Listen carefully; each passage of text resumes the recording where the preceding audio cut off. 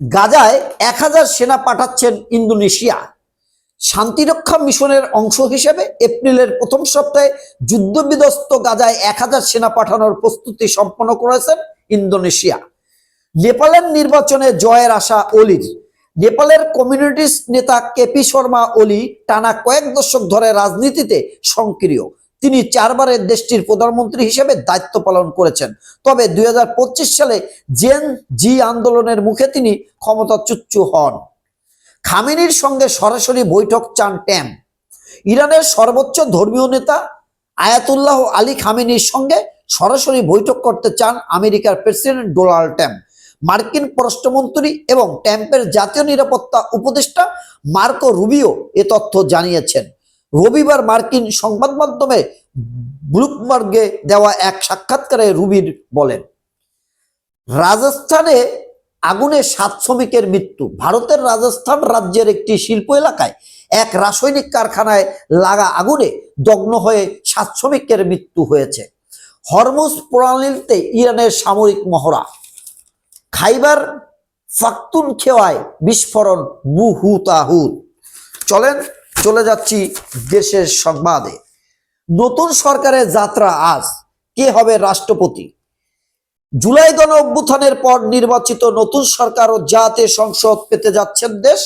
বিএনপির চেয়ারম্যান তারেক রহমানের নেতৃত্বে গঠন হতে যাচ্ছে এবারের নতুন সরকার।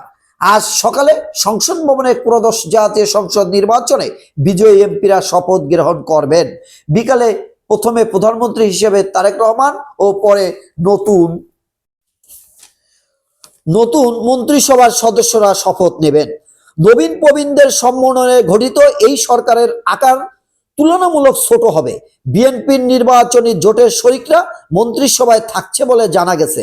প্রথা অনুযায়ী রাষ্ট্রপতি মোহাম্মদ সাহাবুদ্দিন মন্ত্রিসভার সদস্যদের শপথ বাক্য পাঠ করাবেন এবং সংসদ সদস্যদের শপথ বাক্য পাঠ করাবেন প্রধান নির্বাচনী কমিশনার এম নাসির উদ্দিন। 12 ফেব্রুয়ারি অনুষ্ঠিত ত্রয়োদশ জাতীয় সংসদ নির্বাচনে বিএনপির জোট 212 আসন, জামাত ইসলামী জোট 77 এবং 77 অন্যান্য মিলে 8টি আসন পেয়েছে। 2টি আসনের ফল স্থগিত রয়েছে এবং প্রার্থীর মৃত্যুর শেরপুর 3 আসনে নির্বাচন হয়নি। একই দিন অনুষ্ঠিত হয় জুলাই সনদের উপর গণভোটের বিপুল ভোটে হ্যাঁ জয় যুক্ত হয়। এ কারণে আজ সকালে সংবিধান সংশোধন পরিষদের শপথ হওয়ার প্রস্তুতি রয়েছে।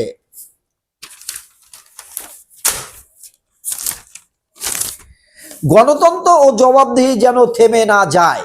প্রধান উপদেষ্টা অধ্যাপক ডক্টর মোহাম্মদ ইউনূস বলেছেন, আমরা শূন্য থেকে শুরু করিনি, শুরু করেছি মাইনাস থেকে। ধ্বংসস্তূপ পরিষ্কার করে প্রতিষ্ঠান দাঁড় করিয়ে তারপর সংস্কারের পথ ধরেছি। আজ অন্তর্বর্তী সরকারের বিদায় নিচ্ছে, কিন্তু গণতন্ত্র, জবাবদিহি, বাক স্বাধীনতা ও অধিকার চর্চা যেন ধারা শুরু হয়েছে তা যেন কখনো থেমে না যায়। আমরা রাষ্ট্রীয় দায়িত্ব ছেড়ে গেলেও নতুন বাংলাদেশ গড়ার সার্বিক দায়িত্ব আমার, আপনার, আমাদের সবার। আমাদের সকলের দায়িত্ব দেশকে সত্যিকারের গণতন্ত্র হিসেবে পরিফুটিত করে তোলা। জুলাই গণ অভ্যুত্থানে আমাদের জন্য এই দরজা খুলে দিয়েছে। আমরা যদি স্বপ্ন, আকাঙ্ক্ষা, শক্তিকে বাঁচিয়ে রাখতে পারি তবে বাংলাদেশের অগ্রযাত্রা কেউ থামাতে পারবে না। বিরোধী দলীয় নেতা হচ্ছেন ডক্টর শফিকুর রহমান। ইসলামী আন্দোলন আমিরের বাসায় তারেক রহমান। বিদেশিদের কেউ ঢাকায়, কেউ আসছেন আজ। নির্বাচনে ইঞ্জিনিয়ারিং উপাদান দেখা যায় নাই। প্রিয় দেশবাসী, এই ছিল পত্রিকার শিরোনাম।